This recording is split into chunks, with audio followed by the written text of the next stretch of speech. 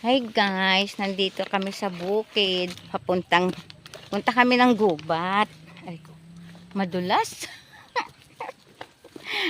Meron kaming kasalubong. Ate Adel, kay ano muna to, kay Ate Mayet. Oo, Bukas na ko yun sige. sa'yo. Sige. Punta kami sa gubat. Mangunguha kami ng kahoy.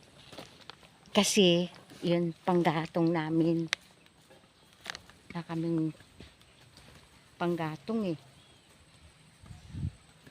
Kailangan ang kuhanin namin yung nasa taas ng puno para madaling maigatong.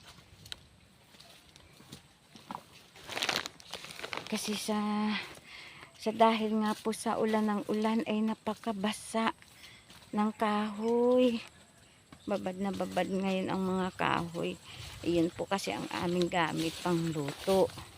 Kahoy. Simula kami mga bata pa po hanggang sa ngayon, yun pa rin po ang gamit namin pang luto. Kahoy. Kaya po, manguha muna kami ng kahoy para po may magamit kami sa pagluluto. Napakahirap po kasi maputik. Sobrang putik.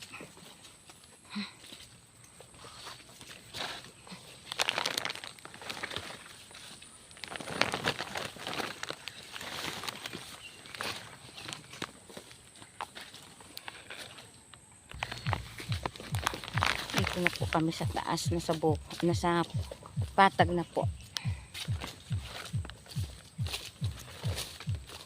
Napakadulas. Talagang putik.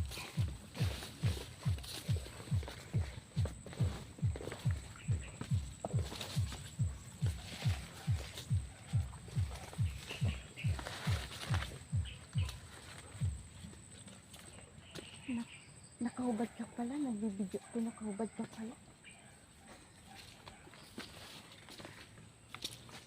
Ay, napakaputik. Sobrang putik. Oh my God. Malapit na kami sa kukuhanan namin ng kahoy.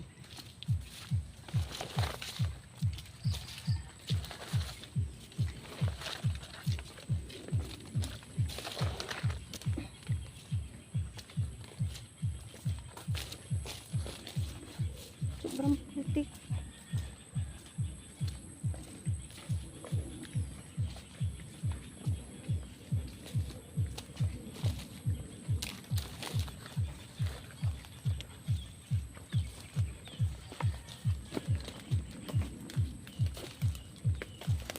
Nandito na po kami. Dito na po kami sa aking aakyatin ng puno para makakuha po ako ng panggatong. Aakyatin ko po para makakuha ako ng tuyo ng kahoy.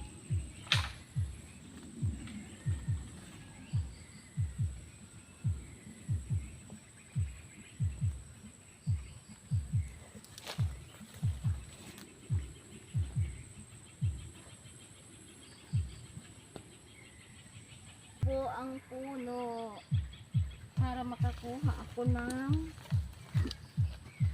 kahoy. Iwan ko pala yung butak ko. Aray ko.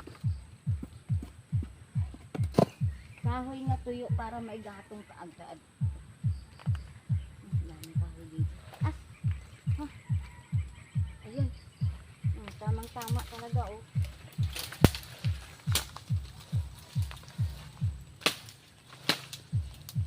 Tuyo talaga. Kahit siya ay umulan. Pwede pang gatong kasi tuyo na siya. Hindi siya nabasa.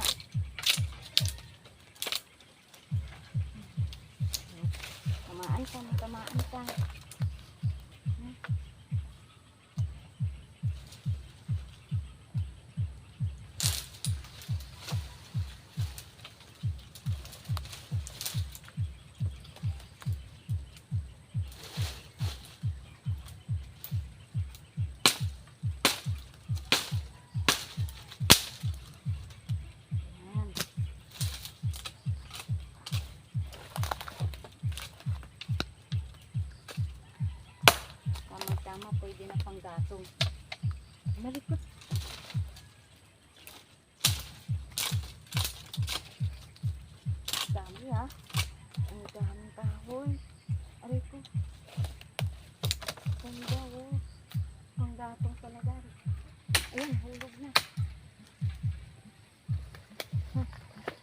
Ginagamit ko yung skin.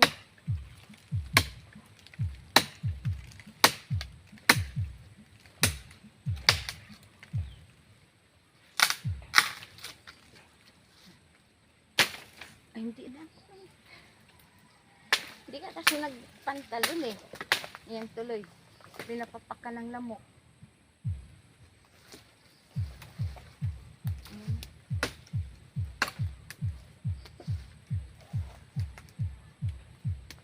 Kaya ito, oh, nasaan? Paano ko kaya makuha to? Nandyan sa dulo. Abot mo ba yan, di? Yan nga. Hmm.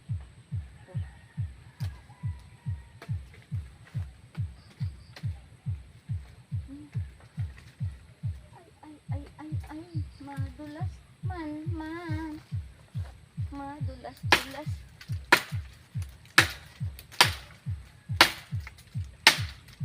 Hindi man lang siya nabasa. Oh. Umulan eh, hindi siya nabasa. Ayan.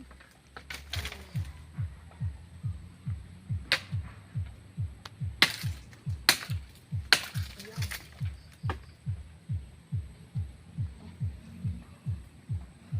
Bababa na po ako. Nakakuha na po ako ng mga kahoy na tuyo.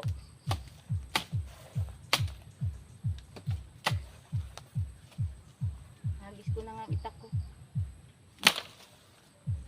Bababa na po ako. Aray.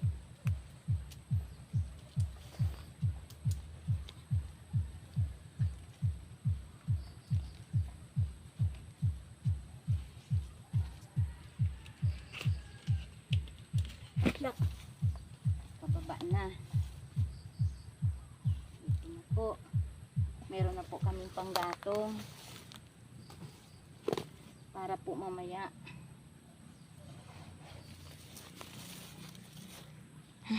Salamat po. Hanggang dito na lang.